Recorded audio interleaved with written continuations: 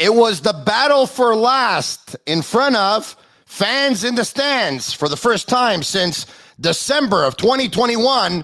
But at the same time, both teams wanted to win. The Canadiens came back, but weren't able to pull it off. Interesting choices in the shootout. Overall, an entertaining night of hockey, and we'll discuss it with Stu Cowan of the Montreal Gazette and Hockey Inside Out on Brunchin with Marinaro. It's a sick podcast. Turn up your volume. Because you're about to listen to The Sick Podcast with Tony Marinaro. The sickest Montreal Canadiens podcast. And now a 24th Stanley Cup banner will hang from the rafters of the famous Forum in Montreal. The Canadiens win the Stanley Cup. Sports entertainment like no other. Brought to you by 8.6 Beer. Intense by nature. And welcome on this Sunday morning, brought to you by 8.6 Beer, Brunchin with Marinaro. Intense by nature, the beer for those who follow their instinct and live their passions in order to make their mark. And joining me on this Sunday, March 13th, it is 11:34. And for those of you who didn't forget to change your clocks, change them now, all right? Stu Cowan, how you doing, bud? I'm doing well, Tony. How are you? Very, very good. Thank you. I know you were in the building last night. I was not. I got back home just in time to actually watch the game. So I was watching my son play soccer, but I did watch the entire game and saw the pregame ceremony and all that. I want you to, can you be able to put into words the pregame ceremony, what it felt like to be there last night, how many fans were there, all of that? Well, just driving to the Bell Center last night, it's a traffic jam around the Bell Center, line up to get into the parking lot, walking, the restaurants coming back to life, seeing people with Canadian sweaters in the restaurants, getting in there, and then the full house. And then the pregame tribute to Ukraine was absolutely beautiful. They had a pianist and a cellist who played Imagine, John Lennon's Imagine, an instrumental version, while the ice was bathed in blue and yellow light, and fans with their flashlights on their phones. It was really, really beautiful. And what's a horrible time, what's going on over there in Ukraine, but it was a beautiful moment. It was really special, and nobody does ceremony like the Canadians do. It was just a really, really well done thing. Then they brought out the Olympians with their medals from the Winter Olympics before the game. So it was a special night. And the column I wrote, or the game story I wrote, I said, I think years now people will remember more what happened before the game than what happened during the game. So it was a special night to be at the Bell Center. It was a sense of some kind of normalcy coming back. Yeah. And made me just happy to be a Canadian the way we are living our lives now compared to what's going on over there in Ukraine right now. So it was a memorable night at the Bell Center. You're right about that, Stu. How many fans were there? Because, I think everyone expected it to be a sellout. But I did see some empty seats. Yeah, there were 500 or so short of a sellout, the official attendance. It was probably maybe 1,000 short. There was some empty seats here and there, tickets that were sold. I wondered if they would sell out, just because I saw a lot of advertising for the Canadiens for tickets leading up to the game, which led me to believe there was quite a few left. Yeah. But the team hasn't played well. I thought Marty St. Louis has obviously given them a bump.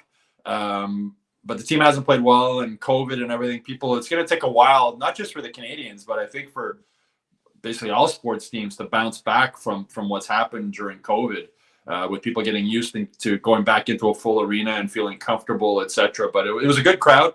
The crowd was into the game. The first Habs goal chance started about 50 seconds into the game.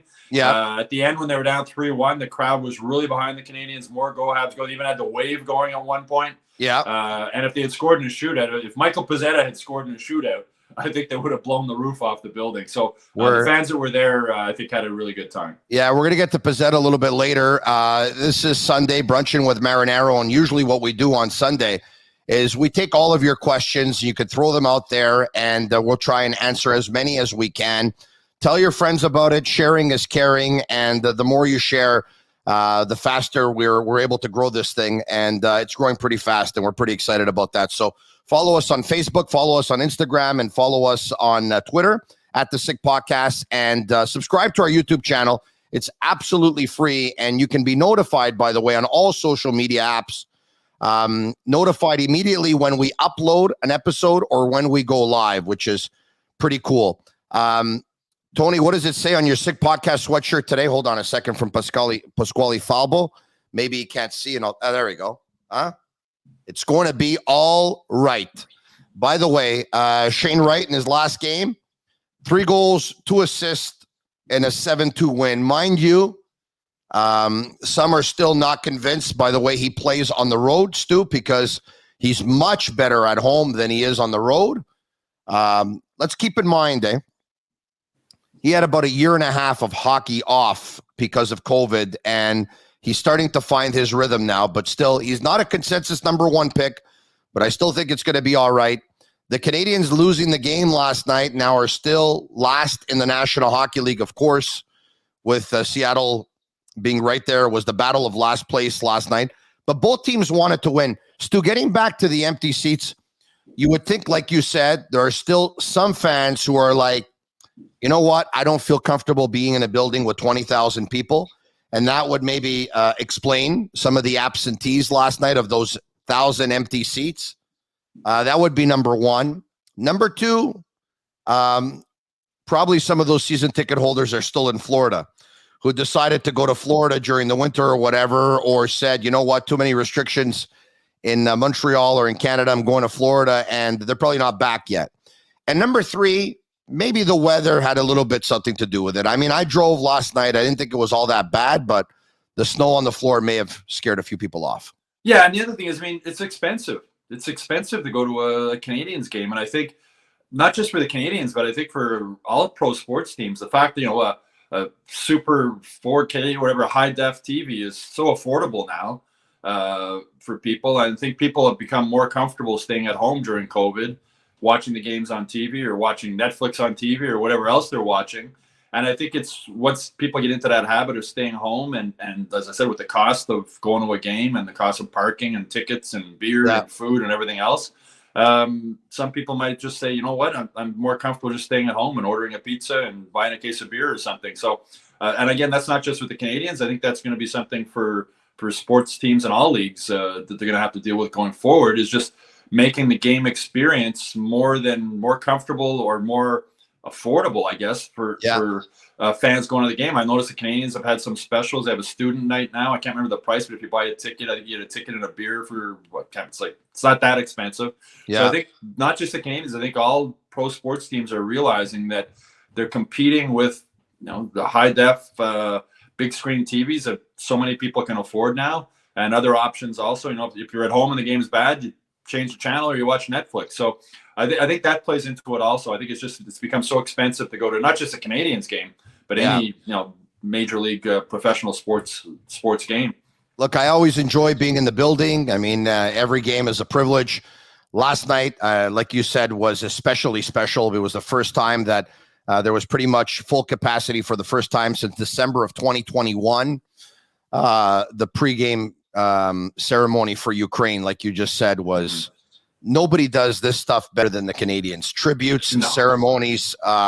Nobody does it better. It was absolutely beautiful. I had goosebumps, as a matter of fact. Whoever came up with the idea to have the John Lennon's Imagine, whoever came up with that idea to play that rather than the Ukraine national anthem, which has been done before in that games. I thought it was just really, really special. It really was. Now, having said all that, I got to tell you, Stu, I love being home in front of my 85-inch Sony LCD 4K screen TV. Sony, the best of the best. I love my Sony. Sony for Tony in my house. But anyway, but you're not alone, Tony. And as I said, that's a big thing. I mean, you can buy a big screen TV now for the price of 2 seats in the Reds at the Bell Center and watch every game. And a beer at home's a lot cheaper than a beer at the Bell Center, and so's the food. And it's as I said, it's something the Canadiens and all pro sports teams are going to have to deal with moving forward. But if you want to make it an outing, you see, there's also this to consider. Some people like to go, some people like to stay home.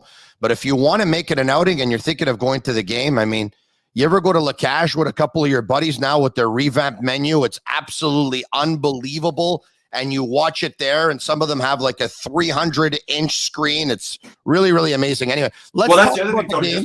That's the other thing. If people want the fan experience, rather than sitting at home alone or with your wife or kids, you can go to a bar, and watch the game on TV and get that there also. For a less expensive night out. So there's a lot of factors involved, but you got to remember too, 20,000. The Bell Center is so big. 20,000 is way over a sellout in Toronto and just about every other rink in the NHL. It's a huge arena here in Montreal. No, you're right about that. Okay, let's talk about what happened in the game very quickly before we actually go to the questions. The Canadiens go on the power play. Chris Weidman with a wrong play selection. He brings the puck back in front of his net, and he actually taps it into his own net. Poor Montembeault on that one. Yanni Gourde is credited with the shorthanded goal, the last one to touch the puck. Seattle has what they think is a 2-0 lead when Appleton beats Montembeault. Look, Montembeault did not look good at all on that one. But you go back, you check it out. He was offside, so the goal is called back. Pezzetta's back in the lineup. Dauphin is out of the lineup, and we'll talk about that. Evans to Pezzetta in the slot. And he's able to tie it up at 1. Before the first period is up, there's a shot that goes off the boards. Ryan Donato on the right side. He catches it off the boards and makes it 2-1. In period number 2, Armia has a chance with Grubauer down and out, and he's unable to score. And then Seattle comes back the other way. They go on a power play. And McCann is in the slot, a great wrist shot that beats Montembeault right under the bar, and he extends Seattle's lead to 3-1. On to period number 3 we go, just over a minute into the period. Alexander Romanov shot the puck harder than I've ever seen him shoot it at any point in his young National Hockey League career. He narrows the lead to 3-2. The Canadiens have an amazing third period. They're the aggressor. Canadiens, I thought, were pretty good in the first, but a couple of mistakes. They were not so good in the second, and in the third, I thought they were much better than Seattle was. And they were in on the forecheck. They were buzzing in the third period. They had some chances, and then with less than 3 minutes to go in the game, Suzuki passes the puck towards the net, looking for someone, and it's redirected off of Seattle Kraken defenseman Larson, and goes by Grubauer. The game is tied at 3. There is no winner in overtime, and what was a great 3-on-3 overtime, Stu Cowan. Yeah. They go to the shootouts. It goes 7 rounds, and every player misses but Johansson, who fakes forehand, goes backhand, and beats Montembeault, who up until that point had been just pretty awesome in the shootout especially, right? And Seattle wins by a score of 4-3. So if you're a Canadiens fan and you wanted entertainment, you got it. And if you're hoping that they still finish last, so you have the best chance at the number 1 pick, you got that too. So overall, it doesn't get better than that. Yeah, it was a good. I mean, that first goal though, I think that was more on Montembeault than Weidman. He gave him the puck in a really bad situation. Yeah, he did. You're right about that. But it was a really, since Marty St. Louis took over, this is a new team. They're fun to watch. Even when they lose, they don't give up. They're down 3-1 in the third period. They fight back again. We've seen that so many times. Marty St. Louis said after the game, every game's not perfect. We've had a couple of games that were close to perfect, but they're in every game. They're competing every game. They're battling every game. They're not giving up, and it's become entertaining. It has. It's gone from being a brutally boring team to watch to a team that's a lot of fun to watch. And they're still missing a lot of key guys. There's still a lot of key guys who are out of the lineup injured. It was really nice to see Joel Edmondson back last night playing his first game ever. Yeah. He spoke after the game about, his father passed away sadly from cancer in January, and he had been hoping to come back in the lineup in time to let his dad see him play again. And unfortunately, that didn't happen. And he said he was hoping to score a goal last night for his dad. And he says when the goal does come, it will be for his dad. Edmondson's not going to play tonight in Philadelphia. He didn't make the trip. The team doctors thought it'd be too much for him back to back, which you can understand. So he'll be staying back home. But it was a really entertaining game. The fans who went got their money's worth. As I mentioned, they were really into it. With the wave going and the go going. And as I said, if they had won that in overtime, they would have blown the roof off the building. And you got to think this is a battle between 2 last place teams also. So it just shows you how much Marty St. Louis has gotten Montreal hockey fans back into the Canadiens and back behind them, even though they're last. And as you mentioned, going forward for the draft it was basically a perfect night, right? They played really well. They competed. They got 1 point, and they're still in last place in the overall NHL standings. But I asked Marty St. Louis after the game last night, I don't imagine you look at your team as a last place team now, and he doesn't. And because they're 7-2-1 in their last 10 games. That's not a last place team. But for the draft, it's fortunate, I guess, they were so far behind in the standings. Yeah. That even with this big bump from Marty St. Louis, they're still in last place. And after the trade deadline, they're going to be missing some key guys, so it's going to become harder to win after March 21st.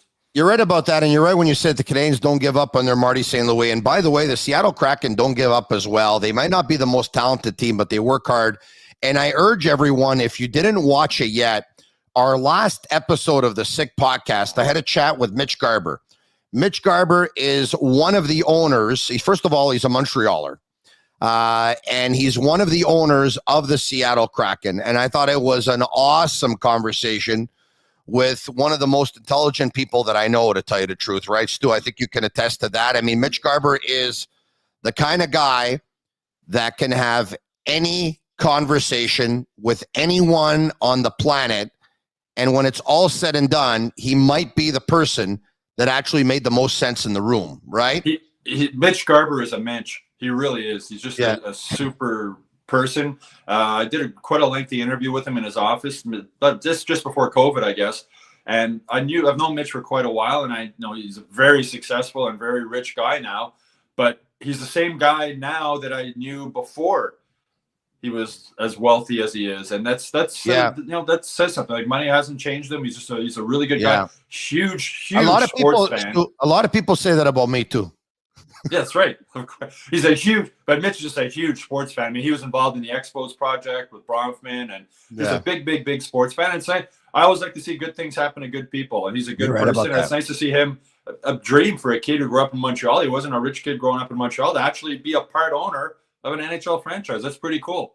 Yeah, it's amazing. And by the way, I hope people notice that I was being sarcastic, because if there's one thing I'm not is rich, I can guarantee you that. But anyway, if you have a chance, go take a look at that. It's on YouTube. My last edition of the Sick Podcast with Mitch Garber.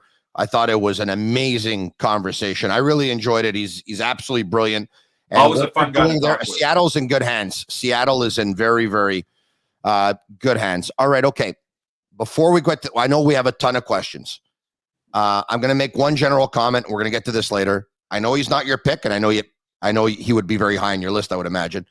I know Gallagher's your pick for captain. You brought up Joel Edmondson. He's my pick for captain. All right. And we're going to get into that a little bit later on. But the more I see Edmondson, the more I see a poor man's Weber. Big, strong, imposing. When he talks, people listen. Stay-at-home defenseman. He's going to be there for the next couple of years to mentor some of the other players. He's got 2 years left on his contract. By that time, it buys Suzuki a couple of years, who you would think would be the next one. That's the way I see it going down. And the one thing that he has that Weber didn't have, by the way, is a Stanley Cup ring. And I think that's also pretty important. Let's get to the questions. Stephen Krause, speaking of out of sight and out of mind, who remembers David Savard? He's supposed to be back by the end of March. What is his future with the team? Stu? Well, I don't think they're going to be able to move him, even if they want to, considering he's got that ankle injury. So that's an interesting one. I mean, I don't know at this point last year he was, Tampa gave up quite a bit to get him. And he filled in, the third pairing defenseman. With Tampa, he played well. He's been in over his head here with playing more minutes than I think they expected him to play. So that's a good question. I mean, until he's healthy and he shows he can play again, I don't think it's hard to say what his future is. I'm sure the Canes would like to move him if they could and open that spot for a younger guy. But until he's healthy and playing, it's going to be hard to do. I think he'll probably be able to show more of his worth. Let's not forget, right? New team.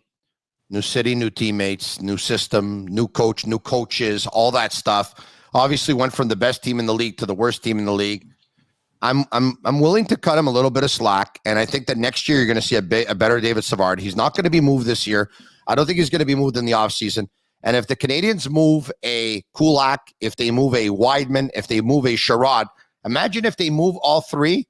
I think David Savard will be able to show his worth a lot more next season. He was playing too many minutes with all the injuries they had. He was playing way more. I mean, so in Tampa, he was a third pairing defenseman, right? That's right. He comes here and he's playing top 2, top 4 minutes. So that had an impact on his performance also. All about being in the right chair. Next question. Let's go. Sammy Mazloum. Disappointing special teams effort, 0 for 6 with the man advantage and giving up 2 goals shorthanded with 1 being called back. How do we fix this mess? Stu, I have to tell you, as much as I've loved Marty St. Louis, 7 wins, a record of 7-5-1, 7-2-1 in their last 10, like you talked about, at 7-5-1 overall in the 13 games that he's been coach. I'm a little bit surprised that he wasn't able to put his stamp on this power play by now. Mind you, 13 games isn't a season. He never had the benefit of a training camp. They haven't had too many practices considering their schedule, all of that stuff. But that's a great That's a great question. There's no doubt that 0 for 6 on the power play is very disappointing. And the shorthanded goals against Tony, I think part of that has to come with Marty St. Louis letting these guys be more creative and take more chances.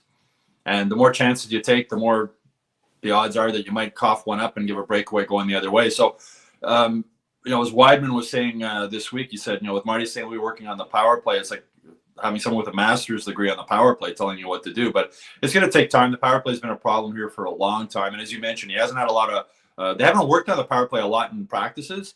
But it's going to be interesting to see going into next year. I mean, I can't imagine the interim tag not coming off Marty St. Louis before next season. But it's going to be interesting to see what he can do with a full training camp and whatever offseason moves are made and maybe some new personnel on the power play. But power play, it's sort of just been shaking our head for a long time with the Canadiens on the power play, why they just can't get it going. Marty St. Louis said that he's bringing in new things, but he's bringing them in slowly. He doesn't want to give guys throw everything on the table at once. So we'll see. There's still some time left to go this season, and we'll see how what adjustments he might be able to make the power play more effective. Yeah, if I can, I didn't quite understand the amount of power play time that 2 guys in particular got on the power play, but to give Lehkonen and Poehling 4.5 minutes each on the power play, to be honest, I didn't understand it. If Lehkonen is being shopped, then they put him in a window, and I can somewhat understand that for sure. But Ryan Poehling does not handle the puck very well. He's not the best goal scorer. He doesn't have the best shot. Yes, he can park himself in front of the goal, but I didn't understand Poehling on the power play. I found that when he got the puck, he gave it away a lot. But anyway, as for the interim tag, I think they put it on, so that no one can say they hired a bantam coach without even trying him out. But I think there was never any doubt in anyone's mind he was never the interim. I think the interim was also there because they're still paying Claude Julien. They're still paying Dominic Ducharme. And if things didn't go well with Marty St. Louis, they'd have him out, right? But I think like the interim, everybody was expecting him not to fail, and he's not failing. And you're talking, Lehkonen is being shot, but Lehkonen's looked really good on the power play. He could have had 4 goals last night in that game. And with Poehling, I think a lot of what Marty St. Louis is doing right now, Tony, isn't necessarily for immediate results, whether it's points for players or wins. It's about building guys' confidence. And I think with Poehling, putting him out there is giving him a confidence boost. Come on, go play the power play. Just give him a little, make him feel good about himself. Yeah, and I think the selections for the shootout last night were the same thing. Just Armia trying to give the guy a boost. Pizzetta, just trying to get guys make them feel good about themselves and show you. I think that's more important right now to Marty St. Louis than the actual results. Is getting this team there's been so much bad news and so much bad vibe around the team to just get guys to feel good about themselves. And I think that's probably part of why Poehling's been out there on the power play. I'd still trade Artturi Lehkonen. I know he's having a great season. That's the number one reason why I would trade him. I think he's playing over his head. I think he's overachieving. I think his stock is at its highest. I don't think he is this kind of player. I think he's more the player that he was in the last 4 years. And if they don't trade him, I believe that in the next couple of years, he'll be playing somewhat like Joel Armia, and you're going to say, I can't believe they didn't trade him when they had a chance. Well, that's my opinion. I've been wrong before. I'll be wrong again. And for those who say, well, you can't replace Lehkonen, I think Rem Pitlick definitely can. Well, one thing, though, the difference between Lehkonen and Armia, every time Lehkonen's on the ice, you're getting 100% effort from him every time. Oh, that's for sure. So that's, Yeah, that I'll give you. Armia just looks like a guy who doesn't want to be there. All right, okay. Let's try and get to as many questions as possible. Here we go. Richard Pilon, CH apparently would like to get the Minnesota Wild Jack McBain. Thank you for saying that because in a previous episode, I think I called him Jake. Definitely is Jack. Big centerman who's playing his last year NCAA now and does not want to play for the Wild. What do you think?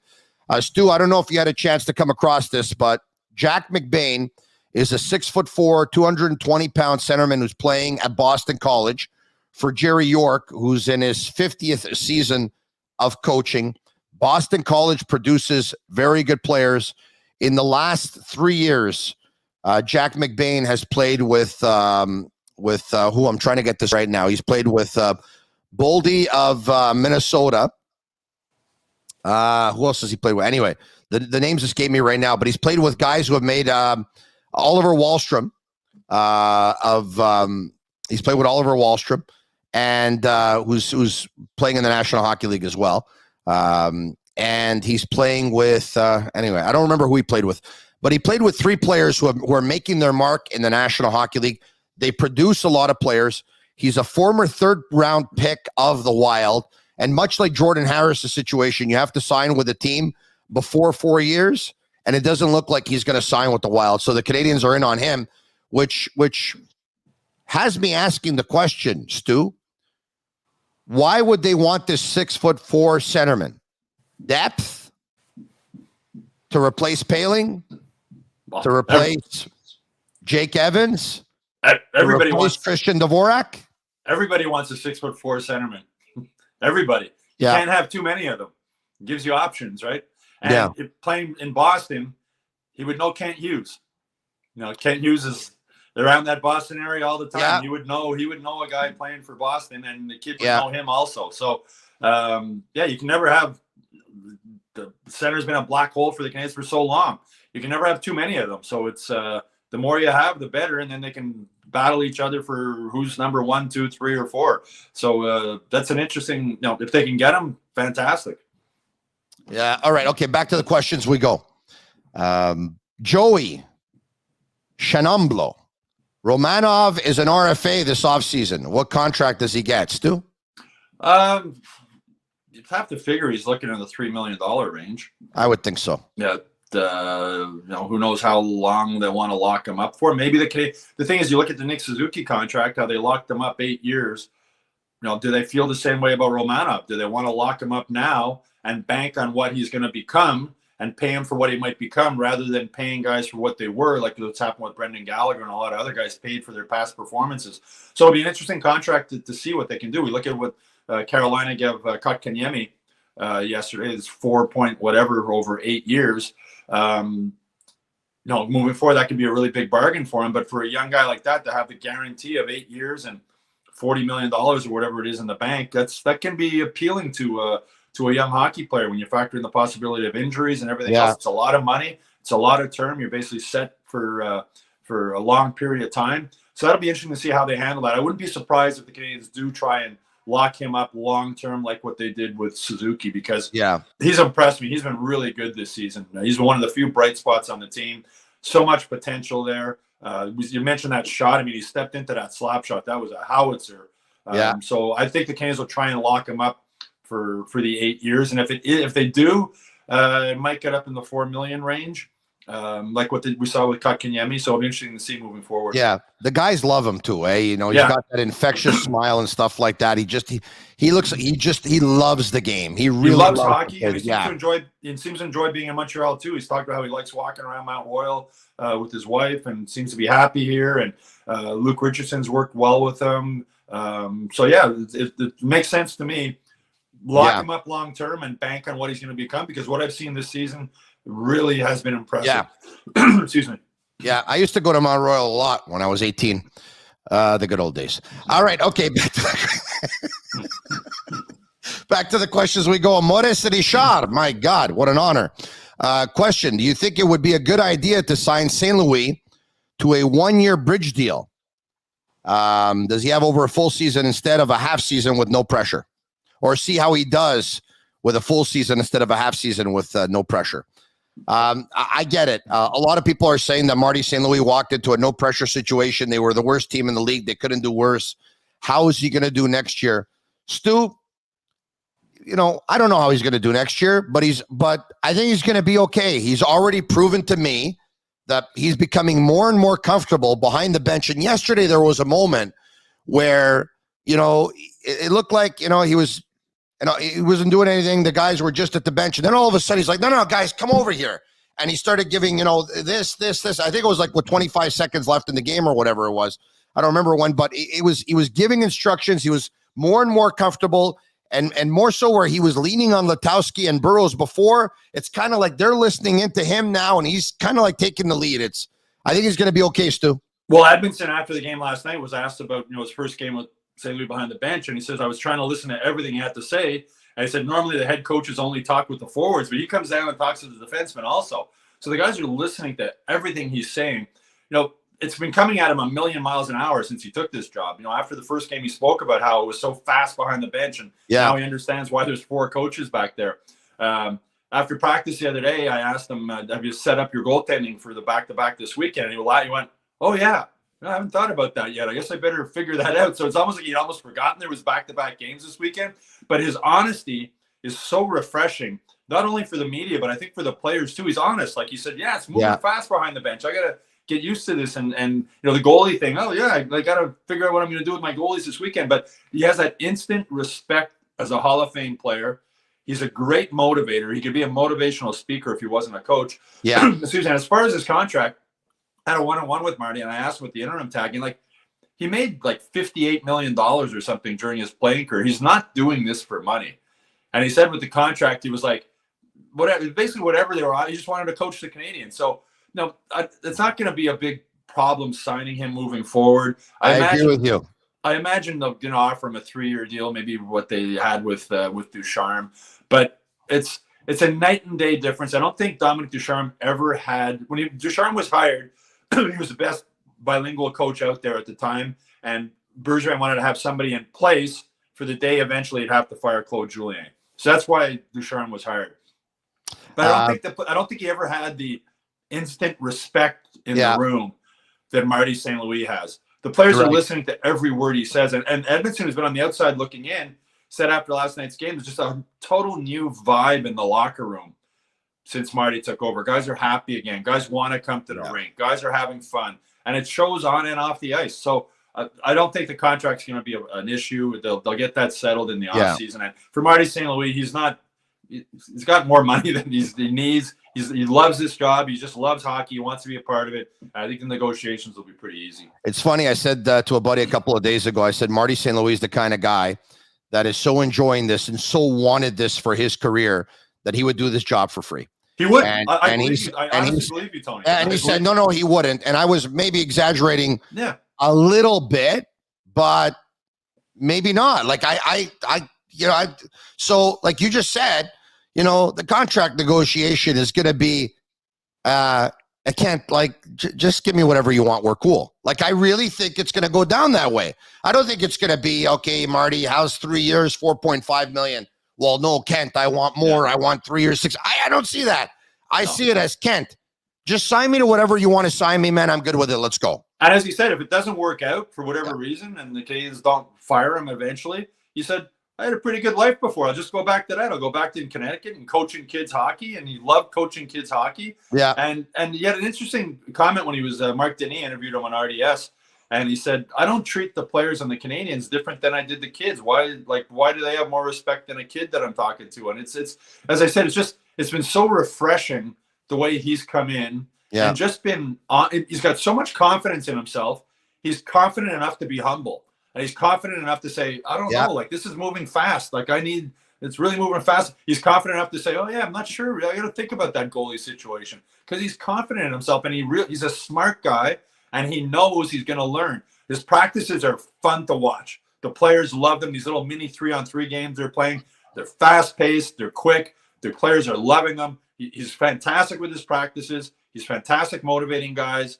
He's having them playing concepts instead of systems. The learning thing for him really is going to be handling the bench and managing the bench. When he was asked yesterday about Edmondson, how much ice time he's going to get, he says, I don't know. I'm going to leave that to Luke Richardson. I've never had Edmondson on the bench. Luke does a great job at the defense. I'm going to let him handle that. So he's not afraid to delegate stuff. There's just a lot of things to like about Marty St. Louis. Played just short of 17 minutes last night, Joel Edmondson. It was already planned in advance with the doctors and the medical staff that Edmondson will not play tonight in Philadelphia, because after having so much time off, they didn't want to give him 2-2. So they'll make him rest up and he'll play the game after that. Clag is on IR, so he can't take his spot. The Canadians have since recalled Corey Schooneman, so he will go tonight in for Joel Edmondson, and you would think that Caden Primo will be the starting goalie tonight. Yeah, right? and Edmondson said he was cramping a bit in the third period, which is understandable. So he'll have a therapy day today. He'll be in Brossard working with the trainers and getting ready. But again, it was just so nice to see him in the lineup. And this week, you're talking about him as a captain, and I agree with you that he really would be a good captain on this team. Jake Evans, Weidman were talking about him, and they were gushing about this guy. Now, he's the guy who plays the music in the locker room. He's the DJ. He's the guy who wants to get all the guys together all the time. He's a Shea Weber with a more open personality, at least with the media. And he's the guys just they love him. And when Weidman and Evans were talking about him, Weidman had a good quote. He said he's the kind of guy, he looks at us all he's give us all the shirt off his back, but his shirt would be 5 sizes too big for me. He's the captain, Stu. Stu, I'm telling you, Stu, he's the captain. He's the captain. All right. Well, the other thing, Tony, the fact with that, as you mentioned, he's got 2 years left in his contract. Nick Suzuki will be captain of this team one day. Yeah. But there's a really good bridge, 2 years with Edmondson. That's my logic. And then like Josh Anderson's another guy I could see as a captain. He's got 7 years. So you're not going to give Anderson a captaincy and then 2 years later say, okay, we're going to give it to Nick Suzuki. So and you won't do it with Gallagher either, unless the pieces of the puzzle all sort of fit together. And I really think Kent Hughes is going to try and move Brendan Gallagher before the trade deadline for a lot of reasons. Brendan's struggling this year. I think he's banged up. And I think there's teams out there willing to take a chance on Brendan Gallagher because of the way he competes, the way he battles. If you can fit him in on a third line role on a good team. I trade him to Los Angeles. Bergevin is there. Play with Danault. I trade him to Los Angeles. I think they would be in on Brendan Gallagher. I know a lot of people look at the contract. There's 5 years left at $6.5 million. But Mark Bergevin is the president of the Brendan Gallagher fan club, and I think he can convince Rob Blake to be it as well. And they got a 37-year-old Dustin Brown who's going to retire at the end of the year. So they're letting go a veteran who's making close to $5 million, who's got a lot of experience, who plays the right wing like Gallagher. So out goes Brown, in comes Gallagher. This is the way I see it. They're battling for a playoff spot. He's a guy who can help get you in. He's a guy who's got playoff experience. I want you to do this, folks. If you're watching us on Twitter right now at the Sick Podcast and you're loving the Sick Podcast and you're loving Brunching with Marinaro today with Stu, I want you to just comment SICK, SICK. If you're watching on Facebook at the Sick Podcast group page and you're loving the podcast and loving what you're seeing and what you're hearing, I want you to comment SICK, SICK. And the same thing if you're watching right now live on YouTube, which you can subscribe for free, and you're loving it, I want you to comment SICK. All right, let's go to one second, Tony. People who didn't appreciate Philip Danault here in Montreal, there were a lot of them. I hope they do more now. Just look at Brendan Gallagher this year. Look at Thomas Tatar this year in New Jersey. Both having tough seasons. Danault's having a great season in LA. That line with Danault, Tatar, and Gallagher was one of the best lines in the NHL for the last 2 or 3 seasons, 5-on-5. And Philip Danault was a heck of a hockey player. I've said that all along, and I knew the Canadians would miss him, and they really do miss him. Yeah, they do miss him. You're right about that. Questions? Let's try and do rapid fire here. Tom, will Gordon take the A away from Suzuki? He's not a leader or a loud guy with charisma. Look at the Rangers. They don't give the A to Adam Fox or young players. They give leadership roles to veterans. I say no, they will not remove the A. Stu, you say what? No, not a chance. There's different ways of leaders. There's vocal leaders, and there's guys who just lead by example. And Nick Suzuki, a guy who lead by example. He's also young, and I've been around Nick Suzuki since his first day with the Canadians. The first few times talking to him, he was like a deer in the headlights. He didn't know what to say, didn't know what to do, scared, and he's really developed on and off the ice. He's a confident guy, and I think he'd become more of a vocal leader moving forward, and especially if they put a C on his sweater. All right, let's go. Gordon, are they thinking about bringing up some good rookies from Laval to replace for rebuilds? Just wondering, what do you think? I think, look, obviously, Jordan Harris is not in Laval. He's at Northeastern, but I think he'll be here by the end of the year. I think Caden Gooley will be in Laval next year. I think the one player who's in Laval this year that has a chance to be on this team next year, Stu, is Jesse Alonen. I think he's got himself a shot to find the role there. But there are others. Next question. Yanni. Is it Yanni Gord from last night? If Sherrod and Petrie are traded, your top 2 defensemen are Edmondson and Romanov. Will Hughes seek help? It all depends. Yeah. If he wants to go with a kind of a rebuild, not necessarily. No. If he wants to make it better right away, the one thing I'm going to say this,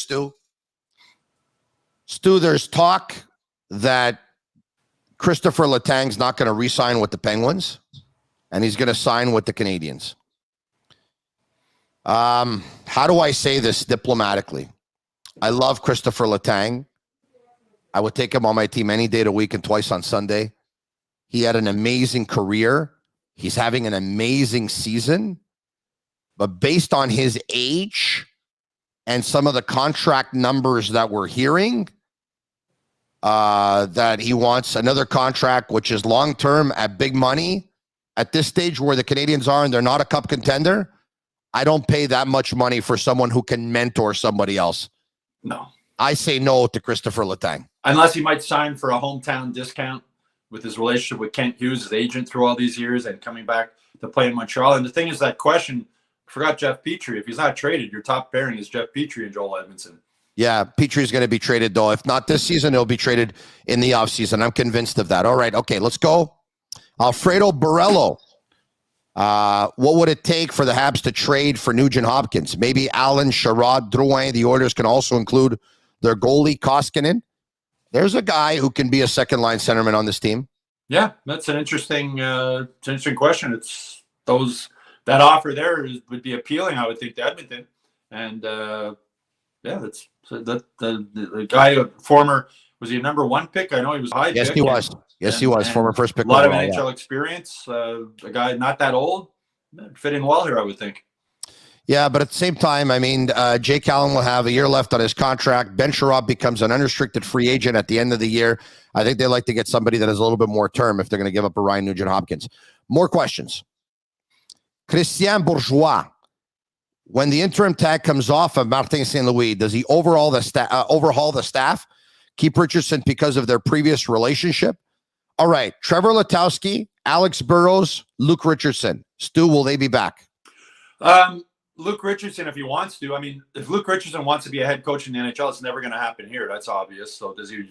I can't remember how many years he has left in his contract, but he has a relationship with Marty St. Louis. They're teammates. And the thing with Marty St. Louis, as I said, he's honest. And if he's working well with these guys and he likes the way he's working with them, I wouldn't be shocked if they keep him and if they're under contract. Maybe, though, there's a guy out there he wants to bring in. Vinny LeCavalier was hired as a special consultant, and when he spoke with us, he said that, during their playing days, he always knew Marty wanted to be a coach, and in the back of his mind, he thought maybe one day he'd be an assistant coach with him. I don't think Vinny LeCavalier, they want to have 2 guys behind the bench with no experience running a bench. But Richardson, if he wants to stay here, he's going to stay here. I think he's built that relationship with St. Louis. And watching the practices, Letowski is very involved. The first practice Marty St. Louis had as head coach in Brossard, Letowski was basically running it. Marty was just sort of sitting back and watching. Letowski got a lot of experience as a coach. I wouldn't be shocked if there aren't any changes when the money factor comes in also with, Jeff Molson spent a lot of money on coaches in the last few years. If Marty's comfortable with the guys he has, and maybe he is, there might not be any changes. So I'm really not certain if there will or won't, but I wouldn't be surprised if there aren't. Yeah, I wouldn't be surprised if there aren't. And if there are, I wouldn't be surprised either. And out of everyone there, maybe Alex Burrows goes upstairs. Maybe Alex Burrows is maybe in a more of a player development role. And maybe they bring in someone to replace Alex Burrows. But I don't know that for a fact. Every staff, usually a new coach brings in one of his own and usually insulates himself with someone he's got either coached them or has a relationship with, or usually leans on somebody with a lot more experience. And that's why I look at Burrows, who has the least amount of experience out of all of them, and I say I wouldn't be surprised if and I think they like him, by the way, yeah. Burrows, because Alex Burrows he's a real good guy, and he's got this energy that's very, very contagious. You want that around a young group, all right? So he'd still be in the organization, but maybe behind the bench, replaced by somebody else. Well, he'd be good. Burrows would be good just watching him in practice. He's very involved in practice. I mean, I keep saying you should put equipment on because he's going to get hurt one of these days. He's right in there on all the drills. And he'd be a guy that, he is very positive, a lot of energy. He'd be a good guy in a player development role to work with these young guys. And here's a guy, not drafted, had a hell of a career in the NHL, played with the Sedin brothers, knows what it's like to play with talented players. So, yeah, that would make sense to have him in a player development role. Think of the work that he could do going back and forth between Laval and the Canadiens, right? Yeah. On the ice today with Laval, on the ice tomorrow with the Canadiens, all depending what the schedule is. The Canadiens are on the road, Laval is at home, stay a few days here with Laval, work with some of those young players and stuff like that. I think that could be a role that could be great for him. Should Marty St. Louis bring in somebody with more experience to insulate him behind the bench? And it's something you would probably enjoy too, because nobody has more fun at practices than him. Yeah. Like you can tell he's having a blast out there on the ice. Yeah. Let's go back to the questions from the MMA. Who is the goaltender for the future of the Montreal Canadiens? I think they're hoping it's Primo. I think they have a lot of doubts that it will be Primo. And the goalie of the future for the Montreal Canadiens is probably not in the organization right now. Yeah, I agree. I have a lot of doubts on Primo. Like, he just looks deer in the headlights look when he's playing in the NHL. He's really good in the AHL, and he struggles when they call him up. He wouldn't be the first goalie that's great AHL goalie and not great in the NHL. So, yeah, it's going to be interesting to see if he plays tonight in Philadelphia. I imagine he will. But he's been shelved quite a few times. And in his defense, though, with COVID and everything, he hasn't had a regular full season for the routine of a number one goalie. So it's early to give up on him, but I think the Canadiens probably do and should have a plan B as far as who that goalie of the future will be. And I agree with you. It's probably not someone who's in the organization right now. According to a source who has known Caden Primo for a long, long time, the concern a long time ago and the concern still today is the mental part of his game. Yeah. And that goes back that deer in the headlights. He looks like his body language after goals. And he's sort of, I remember that was it game in Toronto last season, I think, when he got shot. They showed him in the hallway outside the room, and he just looked like somebody ran over his dog. It was, I think he's, and again, I've said this before, there's reasons he was a 7th round draft pick, right? There was holes in his game. And those holes at the AHL level, he's played really well, but whatever those holes are at the NHL level, they seem to be highlighted. Let's 5 minutes. Let's go 5 more minutes if we can. We should have a counter, which with the 5-minute mark, we'll see how many questions we can get. Dima, hello, Tony and Stu. Love your show here. And on the radio, can you please explain the Weber contract situation? Like, who has to pay what if he retires or if he doesn't? Thank you.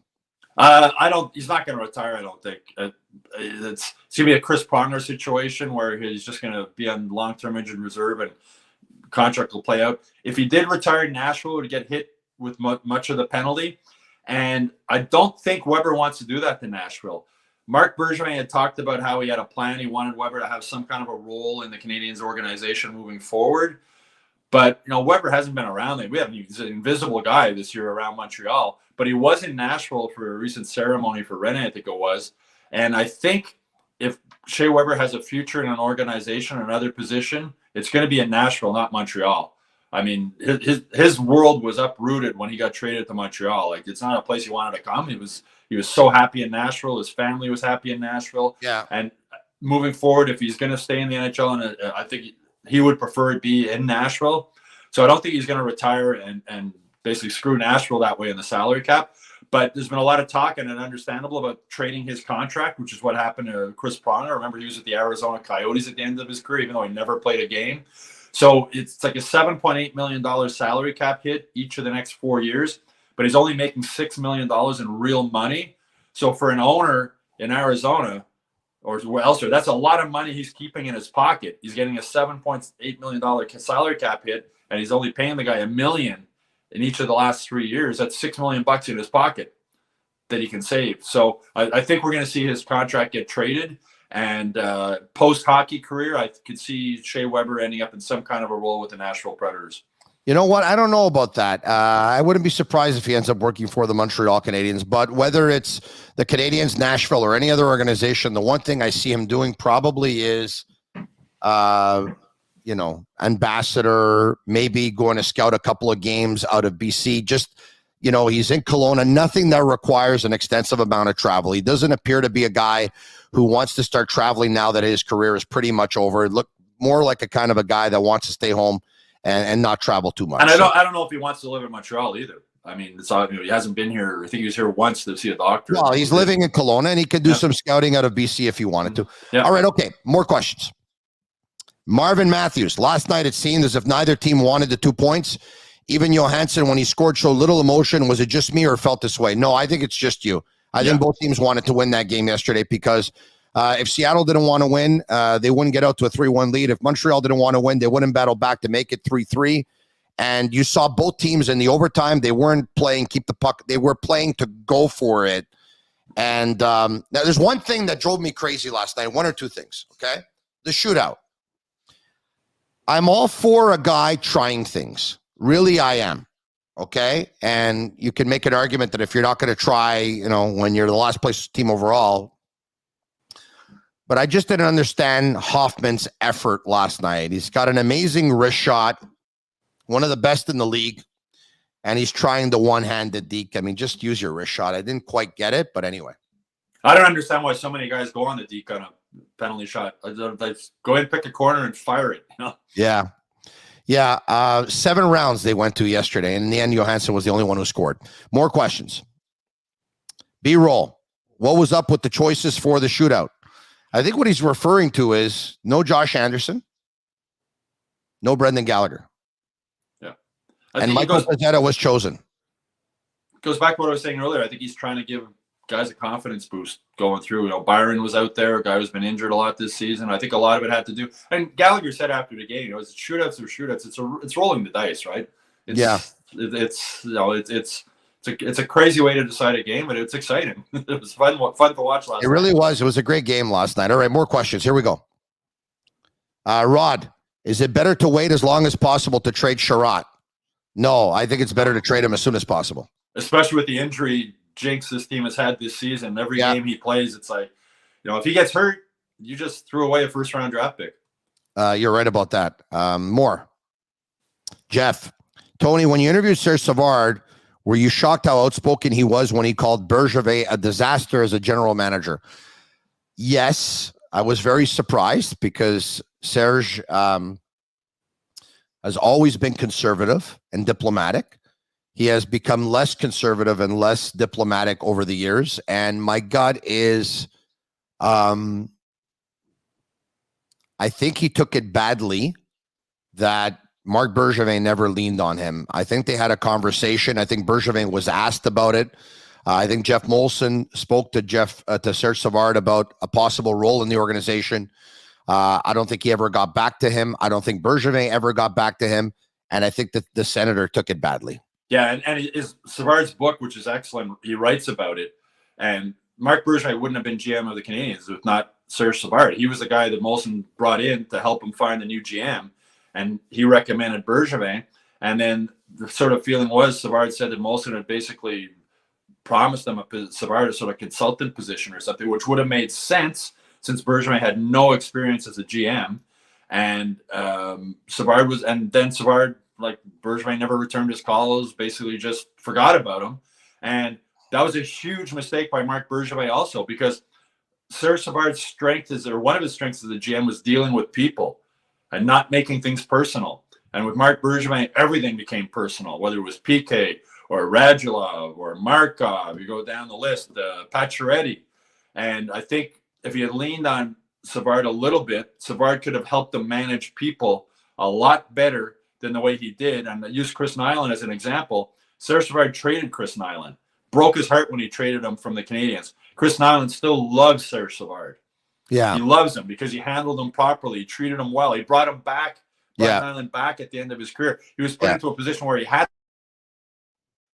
to trade Nyland because Nyland was up to flick the puck at him in practice and hit him in the head. That was his last act as a Canadian. But, Marc Bergevin, two things that led to his downfall: stubbornness and an unwillingness to admit when he made a mistake, and making things personal. Philip Deneau, we were talking about earlier, when Deneau turned down the contract offer Bergevin gave him, it gets leaked to the media. Bergevin was upset, I guess, that Deneau didn't take the offer. It really upset Deneau that it was leaked, and they felt the Canadiens were trying to make him look bad by turning it down. So all those things, Serge Savard could have helped Marc Bergevin, but whether it was ego or stubbornness or whatever, Surcevard got that job for Marc Bergevin. I helped him get that job, and then Bergevin basically just kicked them under the bus. We're going to take one more question. Speaking of Marc Bergevin, his right-hand man as senior VP of communications of the Montreal Canadiens when he was there was Paul Wilson. I want to take this opportunity to extend our deepest sympathies to Paul and his family, who he lost his brother suddenly at the age of 60. So our condolences go out to the Wilson family and to our friend Arpin Basu, who last week lost his dad. Also to Arpin and your family, our deepest sympathies from everyone here at the Sick Podcast. And Stu, I know that you exactly offer yours as well. Exactly. All right. Okay. One more. Why don't we do this? One more, and then it's that's it for us. Kelly, would you keep Suzuki, Caulfield, and Anderson line moving forward? Anderson hasn't been quite himself the last few games. Yes, I would. This is the way I see it. When a line does great for 5 games and they have 2 average games, you don't dismantle them because they had 2 average games. All right. No one's going to play great all the time. And that line has the makings to do really good things going forward. Keep them together the rest of the way so that they have chemistry when next year comes around. They'll already have many, many games under their belt. Yeah, that's got all the components to make a really good number 1 line. Anderson wasn't in the shoot. I don't think he played in overtime either last night. I'm wondering if maybe he has some kind of a little tweak or injury or something that might have happened. I was wondering about when I saw that he wasn't out there in overtime. I was like, hold on a second here. Yeah, you're giving some shifts to I think at one point they had Evans and Lehkonen together, and I like them, really, I do. But I just thought it was like, wow, why unless St. Louis was upset at the penalty that Anderson took from that scrum, but I don't think so. I think it might have been, there must have been some tweet something or whatever, but we'll find out later today. I mean, we'll see if if he's in the lineup or if he's got limited minutes or whatever in today's game. But that was sort of strange to not see him there. But again, that's a really good line. I mean, that's. You got the playmaking center, you got the shooter, and you got the big power forward who drives to the net. There's a lot. That'd be not be a fun line to play against, that's for sure. It's the Canadiens and the Philadelphia Flyers. They go tonight at 7 p.m. And you can continue once again to keep following us, the Sick Podcast, on Facebook, on Twitter, and on Instagram at the Sick Podcast, and subscribe to our YouTube channel at the Sick Podcast. It's absolutely free. No better way to end this show today, Stu, with from Darryl Brown. You and Stu on Sunday's Brunch is the best podcast. Thank you. We very much appreciate it. We really do. Right, Stu? Thanks, Darryl. Have a great weekend. All right, Stu, have a great Sunday. Have a great Sunday, everyone. And enjoy the hockey game between the Canadiens and the Philadelphia Flyers tonight. It was Brunchin with Marinaro, brought to you by 8.6 Beer, intense by nature like me. Tell your buddies about this podcast. Tell them, hey, Marinaro's talking Habs. And the Sick Podcast, the podcast is sick. And that's a wrap. Hope you don't miss us too much until next time. Follow the Sick Podcast with Tony Marinaro on YouTube, Instagram, Facebook, Google Play, and Apple Podcasts. The Sick Podcast is brought to you by 8.6, intense by nature.